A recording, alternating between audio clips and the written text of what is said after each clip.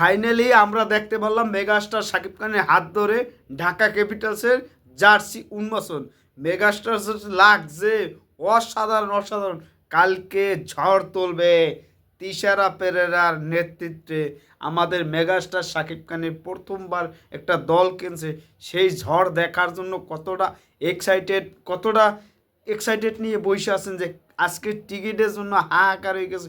সকাল ভোর থেকে 4টে থেকে মানুষ আসা শুরু করছে, এখন তো টিকিট কাটতেছে। এই যে এইটাই বিপিএল একটা নতুনত্ব নিয়ে আসছে। মেগাস্টার শাকিব খান বিপিএল অংশগ্রহণ করে নতুনভাবে বিপিএলটা জাঁকজমক হবে। আশা করি সাকিব আল হাসান যেহেতু নেই, সেই তার পরিবর্তনে আমাদের megastar Shakib Khan, global megastar Shakib Khan এবং তিশারা পেরেরা, এই যে অসাধারণ লাগছে। শাকিব খান, তিশারা পেরেরা অনেক লম্বা, শাকিব খান তার চেয়েও খাটো।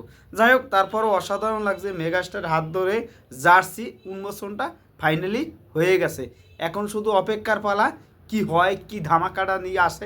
আজকে সোশ্যাল মিডিয়া শুধু শাকিব খানের হাতে কন্ট্রোলে থাকবে। আজকে থেকে আগামীকাল ঝড় উঠবে মেগাস্টার শাকিব খান, মেগাস্টার শাকিব খান। ভাষা হারিয়ে ফেলতেছি আর কি। যদিও জার্সি বেশি একটা ভালো লাগে না, আমার কাছে বেশি একটা ভালো লাগে না জার্সিটা। তারপরও যেহেতু নতুন একটা দল নেছে, অনেক কিছু ভুল হবে, ভালো হবে, তার ভিতরে আঘাত হবে। কিন্তু শাকিব খানের একটাই, তার যে কাজগুলোই করুক একটু ঢিলামি হয়, জেনুন কথা। এইটা খারাপ লাগে, সেটা ছবি হোক, সেটা গান হোক, মানে একটা ধোঁয়াশার ভিতরে আমাদের ফেলে রাখে। মানে আমরা জানি আজকে দুপুরে পর হবে, কিন্তু এখন এসে রাত্রে ঠিক আছে। শাকিব খান গানের শুটিং করছে মনে হয়, তার জন্য সময় দিতে পারে না। তারপর যে আগামীকাল গান দিতে পারে, এই গানটা বিপিএলের গানটা অনেক কষ্ট করতেছে তারাও, এর জন্য সময়টা লস হয়ে যেতে পারে। এগুলো নিয়ে আমাদের কিছু বলার নাই। আপনারা কমেন্টে জানান কে কোন জেলা থেকে ঢাকাকে সাপোর্ট করবেন, আর আগামীকাল কে কে খেলা দেখতে যাবেন। শাকিব খানের স্লোগান দেবেন, Shakib Khan megastar Shakib Khan, global megastar Shakib Khan.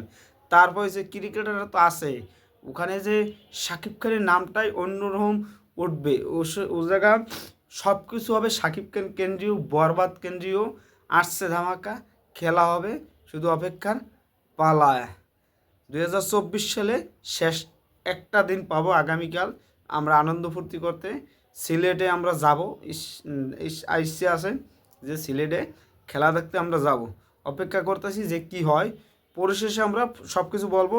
আপনারা কালকে কে কে খেলা দেখতে আসেন সেটা আপনার কাইন্ডলি সবাই জানান ভাই।